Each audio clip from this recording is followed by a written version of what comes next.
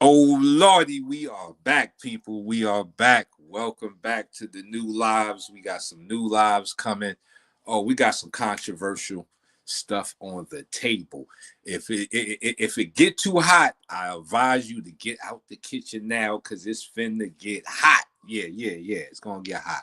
We are we gonna be talking about the fantasy kung fu hustle that's plaguing America, and how we can put a stop to it. But this video here, in this video series, we're going to be talking about the connection of 52 blocks to boxing, to melanated fighters that brought in the defense that eventually turned to 52 blocks and became the shapes that 52 block bases all of its applications off of. And some moves were also brought in and added, but the basic moves were pretty much just taken and people added their own flavor to it. So moves that we're going to see in these flicks, in these clips, you may say, hey, like, that's not the 52 on how it looks, because this is the blueprint that became the 52 blocks that we know of today. We got the wizard in the back on the ones and twos, on the wheels of steels. So we're going to take you through some videos and point out these shapes that became the blueprint of 52 blocks, and the defense, the clever defense and deception that also became the part of 52 blocks from different boxes. We got a list of boxes today. We got a good list. We got Gene Fullmer versus Sugar Ray Robinson. The first one, it was a battle. It was a big battle. Sugar Ray learned a lot from it, but what we're going to see, what really perplexed Sugar Ray was the use of the cross-arm defense from Gene Fullmer and his Russian tactics. Then we have Carter versus Benton. That's right, Hurricane Carter versus Benton. And Hurricane Carter, being the sad story, is good that he gets some light, because his story was a very sad story. But we got Georgie Benton versus Hurricane Carter, showing that real, true blue Philly shell. And then we have Benny Briscoe versus Hagler. Now, if there was any fighter from that time that really showed the excellence of 52 blocks, the blueprint of it, was Benny Briscoe. And he used it aggressively. He walked you down with it. He wasn't on his back foot. He stayed on his front foot, and he came right in behind the guard, banging to the body. So we have these clips lined up. We got timestamps. So if you don't believe it, you're going to have to see it. So strap in. Let's get ready to take a trip down the lane that made 52 blocks. Let's take a trip down memory lane. So let's pull up Gene Fullmer versus Sugar Ray Robinson. Now, our first timestamp is 7:34. Mr. Wizard, could you take me to 7:34, this fight right here? Okay, take it back just a little bit. Bring it back to that 7:34 mark. Just take it back a little bit. Give me the 7:31. Right there. Pause. Right there. Look at Gene Fullmer. Look at him coming in behind the shield. Now, Robinson is going to throw an uppercut, but the uppercut gets smothered. So when you see a lot of the 52 blocks today, you see the fancy movement, and that's all cool too, because that goes to the deception, the hand feints, trying to trick your opponent. But the shapes of the blocks in the defense didn't always have to be on the back foot. It could be used to storm the castle. And that's what Gene Fullmer did here to Robinson. He stormed the castle. Robinson wasn't ready. Go ahead, let that play, Mr. Wizard. Let him see that catch. Look at that. Look at that catch right there. Look, smothered. And Gene is in. He got the elbow right on Robinson's chin, so he can pull away and throw a shot if he want, or just keep him smothered so Robinson can't work. So this, in 52 blocks, we call this move rob the bank. This is rob the bank to us. And you're looking at Gene Fullmer use it, but one man that really made this move famous is Archie Moore. So we're going to do a breakdown on Archie Moore too, when Archie Moore fought Rocky Marciano, and Rocky threw like a 19 punch combination at him, and you got to see the old mongoose with the cross arm just slipping, ducking, blocking, catching. But Gene Fullmer has adopted that cross-arm defense against Sugar Ray Robinson, arguably the greatest fighter to ever lace up, to put on the pair of gloves, and he's using it against him, and it's working effectively. Okay, let's go to 739. Take me to 739, Mr. Wizard. Let's see what's happening here at 739. Let's see. Now, look at that. Look at that. That is a perfect cross-arm defense. Look, the elbow is up to protect the chin and the shoulder, and he's peering over his arm with those piercing eyes and that piercing gaze, looking at him like you're food. He's looking at him like he's food right now. He got Robinson looking like he is shrimp fried rice right now. This is Sugar Ray Robinson, arguably the best man I ever laced up. But this is the power of defense. And in that moment there, this is what it made it so hard for Robinson to deal with Gene Fullmer and the way he used his cross-arm defense, a.k.a. rob the bank to us. Take us to 9-10, Mr. Wizard. We going to keep moving through.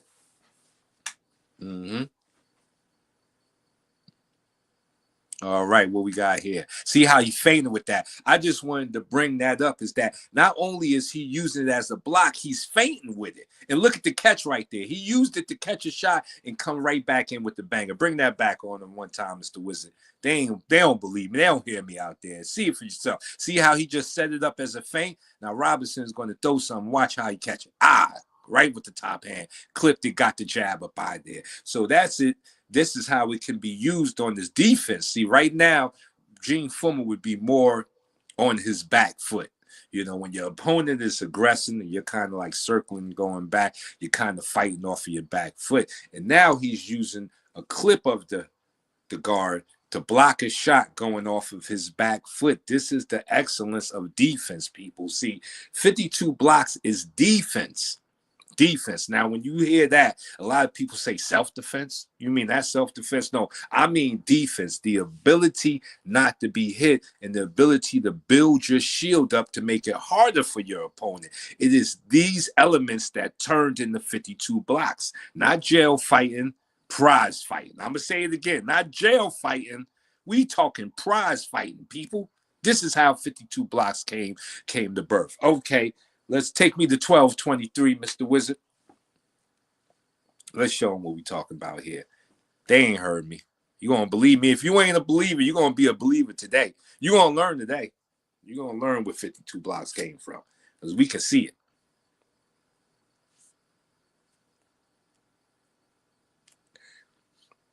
We go into 12-23. Oh, look at that catch. We'll bring it back one time. Slow it down. They take that back. That was so fast. See, people, it happened so fast that if you ain't got somebody with the right eye to show you what's going on, you're going to miss it. You're going to miss it. You got to see this. Okay, he flicks out that jab. Fullmer uses a regular parry for that one. He uses the regular parry. Watch this shot here coming. Yeah, this is good work right here, people. We going to school today. This film study. Look at that. Look at that. See, the cross-arm defense goes across the jawline. It's on the jawline where the button's at. And the lower hand going to protect the body just in case he throws the body shot. But the upper hand helps cover the jaw.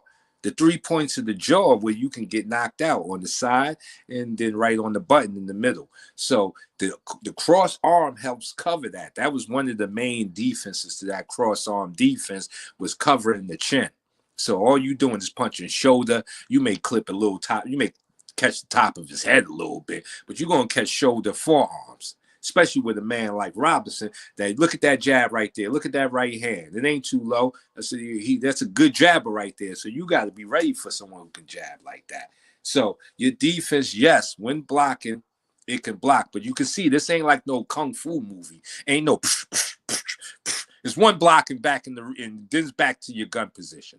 It ain't gonna be too many multiple blocks. Now you got somebody like Terrible Tim Witherspoon who can pull that off. See now, Terrible Tim, he probably can block 2-3 punches and then come back, but he's different. He's different. You know what I'm saying? That's the exception to the rule. That man is a defensive wizard. And we're gonna break down Terrible Tim Witherspoon on this channel too. You got to see the defense because to me, he's he's closely aligned with the thinking behind 52 blocks. Can you take us to 1333, Mr. Wizard? Yeah, we moving right along.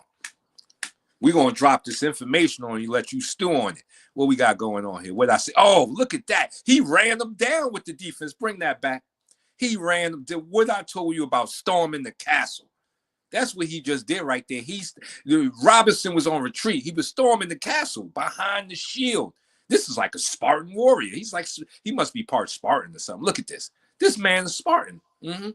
Gene Fullmer, great-great-grandparents probably were Spartan warriors. I said it. You heard it right here. Look at this. Look at this. Feet moving. Chin down, low. Change levels. Oh, look at this. And he's baiting in that punch because he's saying, come on, throw something. You see me coming, throw something. But Robinson definitely didn't take the bait. You see, Robinson touched him with a light touch because Robinson is high IQ. Anybody else would probably do a big shot and got clipped. But Robinson knew at that moment, the way he's coming in, the way he's covered, he can't really get to nothing. So he's going to have to backpedal and use his footwork to get him up out of there.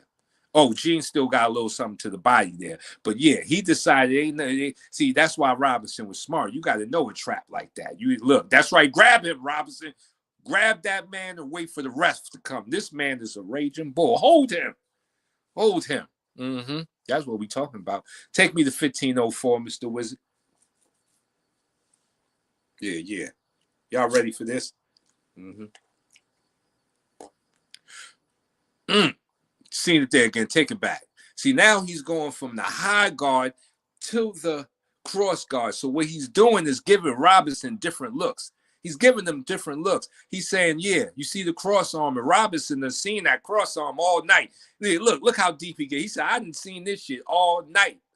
So if he can use it as a feint, he could just show it to Robinson and get Robinson to start moving back. Because Robinson know when he throw up that cross arm defense, he probably going to come with something. So now he's using the presence of the cross arm defense to give Robinson different looks. This is high level stuff here, people. If you ain't seen this fight, I'm going to need you to go check that out. Gene Fullmer versus Robinson, part 1. Now in part 2, Robinson learned how to fix the mistakes he made and how to handle it. But let's move on. We move on to Carter versus Benton. Yeah. This is a fight right here. Look at that. Look at those two men. Back when black men was made different. Looked like somebody chiseled them out of stone. Looked like they was chiseled. All right, on this one, I'm gonna need to go to 522. Let's take me to 522 on this one, Mr. Wizard.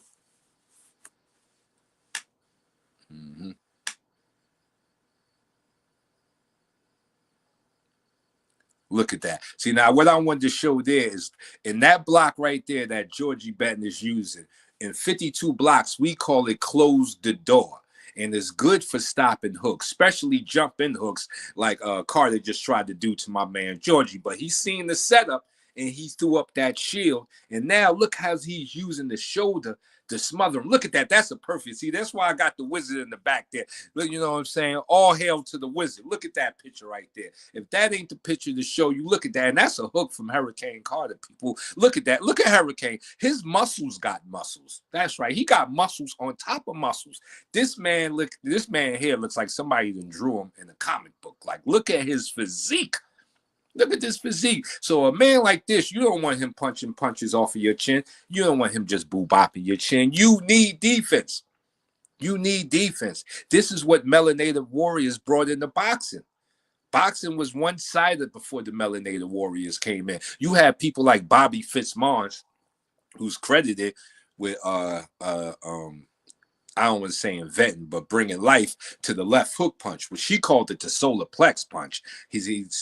Fitzmaurice wouldn't try to put the left hook on your face. He would put it right on the body, cripple you. And it went on to be, the weapon of choice of boxing. One of the most dangerous punches in boxing is the left hook. So the offense was maturing. The offense was maturing. What wasn't maturing was the defense. And that's when the Black Warriors came into the game. The Georgie Bentons, the George Dixons, the Joe Gans, the Pernell Whitakers, and all of these guys. And Pernell Whitaker later, but in the later part, the Jack Johnsons. These guys brought in the defense, the high level of defense that turned into 52 blocks. Now we're going to see some high level defense in this one, because we're going to see Georgie Benton do something that most fighters just can't pull off. Your defensive awareness has to be crazy. So, Mr. Wizard, can you take me to 641, please? Take me to 641. Mm-hmm. Okay. Now we got the lean, we got the catch with the shoulder roll. Now look at his position. What I always wanted to talk about too is that defense is not just the shape. Defense can be a position. And the position that Georgie Benton is in, he's sitting in his back leg, thus making Carter have to reach longer. This is good for setting up counter shots. But look at Georgie Benton's legs. Both knees are bent. Look at that stability. Look at that balance. But it's also about his ability to take his weight from his front leg and now hide it in his back leg, so that Carter is now punching into emptiness. This in Tai Chi, they talk about lead the man to emptiness. Know how to lead the man to emptiness. This is what Georgie Benton is doing right here. This is how you lead the man to emptiness. Let it play for a second. That's 641. Let it play. Let me see something. Where we going with this? Because I said I got 643 down here too. So let me see what 643 was happening. Okay, it was still the same move at 643. All right, take me to 653. Let's get this train rolling.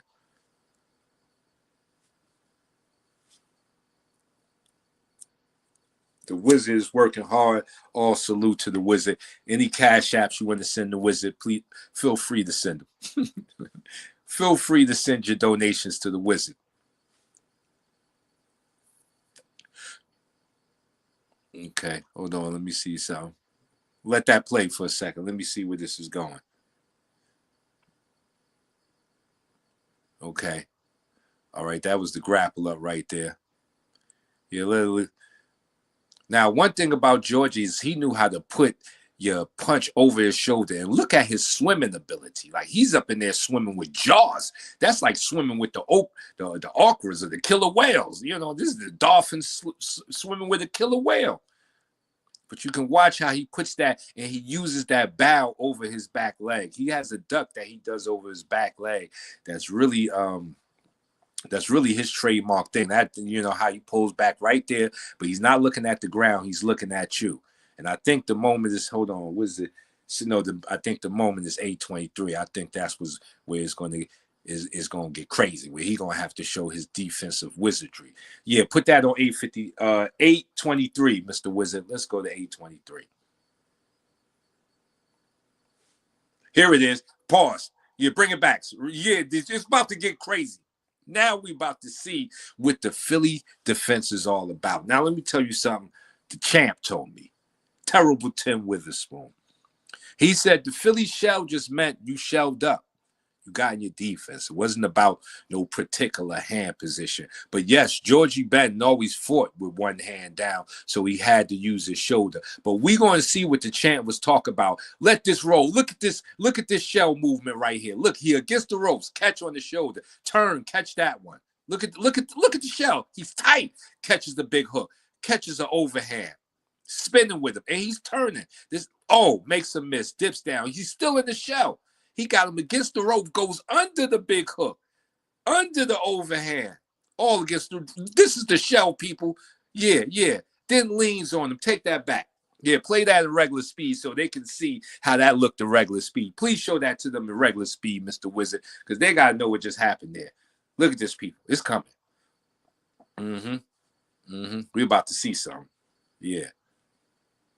Take it back a little bit when they push them to the ropes. Oh, let it go. Look at this. Ha. Oh, he's throwing heat. Everything is heat. All of these punches got bad intentions on them. All of them punches got bad intentions on them. And see, and this is the beauty of defense. You need this, people. Defense is more needed than your offense. Look where he got to get under. If any of them shots would have landed flush, it would have been no more Georgie Bell. Look at this, rolling with them, catching them. Get out of here. Nothing. You get nothing. Nothing. Look at the cross arm over the body. Look how he protected the body, moving and still ducking while in the shell position. Look at that. This is work, people. This is crazy work. Carter is trying to kill him against them ropes. Yeah, Carter played no games.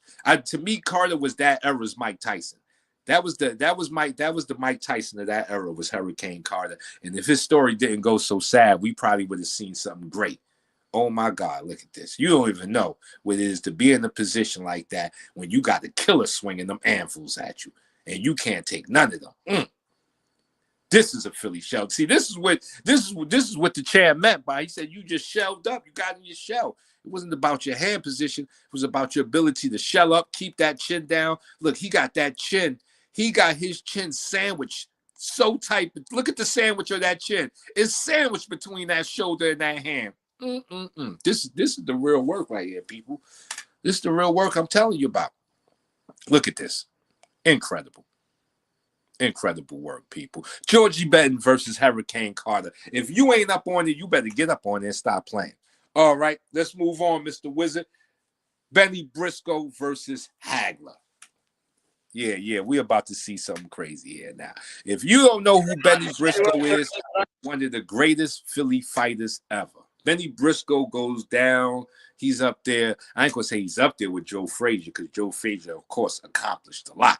But as far as like ruggedness, skill, ability, at that time, people feared Benny Briscoe. Like, this is the one time in this fight you see Hagler fight like a boxer. Now, Hagler was about walking in and just shitting in the middle of your living room. That's right. He walked right into your house and took a dump right in the middle of your living room. That's what Hagler was about. No respect. He was there to get rid of you. He couldn't do that with Benny Briscoe. This is the first time I seen Hagler fighting like a boxer on his toes. On his toes, because Benny Briscoe was a killer. So take me to 206, 207, 206. Let's see what's going on here. What we got? That's right. Fight studies with Burley. Okay. Yeah, you can see some of that cross-arm defense with Benny Briscoe. Bring that back to that 206 so they can see it a little bit. Now, it's kind of the same with how Gene Fullmer did, but with a little bit more rhythm. Look at this. Yeah, see, now he's going from that position right there. Look at the right hand across the chin. That would, to me, in 52 blocks, this would be a rear rob the bank. So we have a lead rob the bank, which is the lead hand wraps around the chin. When the rear hand wraps around the chin, we call it a rear rob the bank, or this could be a rear cross arm defense, good for setting up big left hooks. Let that play. Okay, see how he goes back to the hand up position. So Benny Briscoe was very good at giving you different looks. 216, I think, is coming up anyway. Yeah, see, he walked you down. See, Benny kept that pressure on you. He kept pressure on you. Moving, head bobbing. And this is another thing that made his use of the cross-arm defense different, is because he got the head bobbing, he's weaving. He's not just like Gene Fullmer just kind of walked in behind you. Like Gene Fullmer just walked right in with the shield up. If you can see, Benny Briscoe, his hands are moving, head moving, feet moving. He's even changing leads. Look, he's going from southpaw to orthodox, just like Hagler is. Look at Hagler running. Look at Hagler. When you see Hagler ever run around like this, because he's being chased by a killer. That's a killer right there. Let me see, 228, 231. Look at the defense. You see it. Look at the cross-arm defense. Hands moving, head moving. banging to the body. Yeah, Benny Briscoe loved to go to the bread basket on you. He loved it, that bread basket work. He came in right behind. Look at it. He coming right behind it and tagged that body. Yeah, see, and you could tell he usually changes his level when he's about to use his cross arm defense, making it harder to see the punch he's going to throw at you.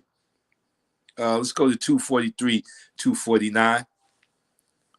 Also, we can see the change in the leads. I think that was very key to Benny Briscoe. Look, he's a southpaw right now. Look, orthodox, southpaw. Look how he walking it through. Orthodox. Watch how he going to just walk through it. Now I'm a southpaw. Back to orthodox. See, this is also defensive footwork. Look how he tracking him. Now he's a southpaw again. This is what's making Hagler have to stay on the move. Look, Hagler's on his toes bouncing. Very few people seeing a version of Hagler like this, because he got to move from both angles, because Benny Briscoe is coming from both sides on him. He a southpaw, he orthodox, he using the cross arm defense, he banging to the body. His pressure won't stop. The man don't know how to go backwards. I don't even think he got backwards in his vocabulary. All you think he know is forward momentum. Look at this forward momentum. Ain't no backwards. All right, let's go to take me to 316. Let me see 316. Oh, the head movement. Yeah, see, the bobbing and weaving was another Benny Briscoe thing that made him very hard to deal with. Look at that. Hands up. Let's see it again. Low. See, when you get low, it's harder, because when you make people punch downward, you take away their steam. But he using his legs too. Look at the legs. Look at the bending them knees there. See, a lot of times people don't use their kneecaps. So what happens? You end up looking at the ground. You know, you do these moves, and Briscoe looking at him. Look how Briscoe, he damn near got binoculars. Like he using them good gloves like binoculars. See, when you bend from the waist and the knees like that, you keep your vision on the fighter. When you don't bend your knees, you'll bend your waist and you'll end up looking at the ground, and you're gonna get boo-bop. You're gonna get boo-bop. You're gonna wake up in the dressing room, and they're gonna say, son, you fought a good fight, but he put you to sleep. Take me to 413.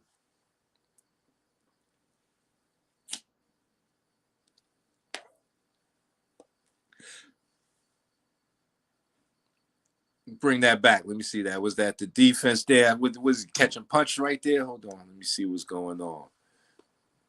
Okay, he got the high guard up.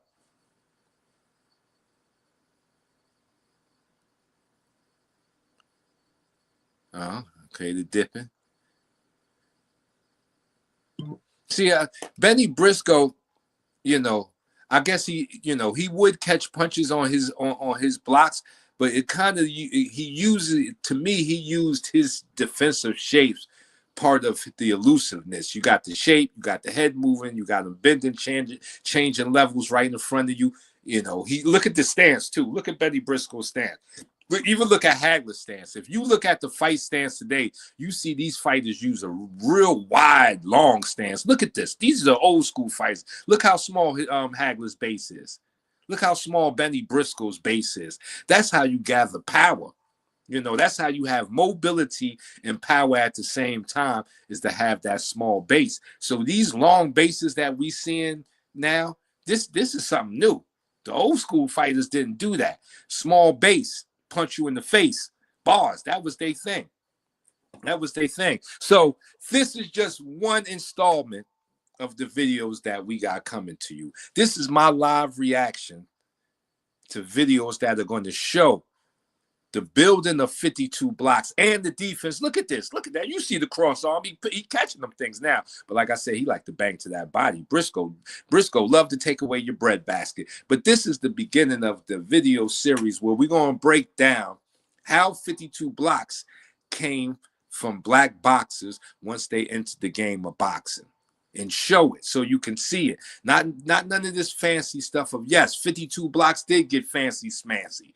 Some of the moves are not right. Oh, look at that. Look, there it is. Yeah, bring it out of him. Benny said, come on, I'm with you. This defense tight. I'm going to walk you down. Head, look, see? Look how he uses it with the bobbing. Oh, this man was a problem. Oh, he tripped up a little bit. Oh, he tripped up and Hagler jumped on him. But that's why Hagler is Hagler. But this is our beginning series of videos that we will have to break down the origins of 52 blocks and fake martial artists and why the Kung Fu hustle has taken over America, and we got to take it back. We got to take it back. We got to bring it back to reality because we got a lot of young warriors coming up in the game that need this real information. So for everybody who tuned in, I appreciate you. Salute to the wizard. We are signing off.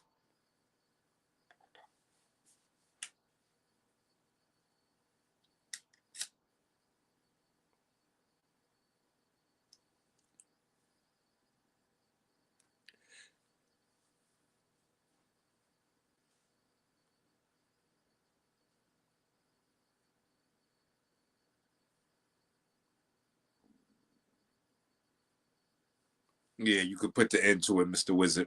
We out of here.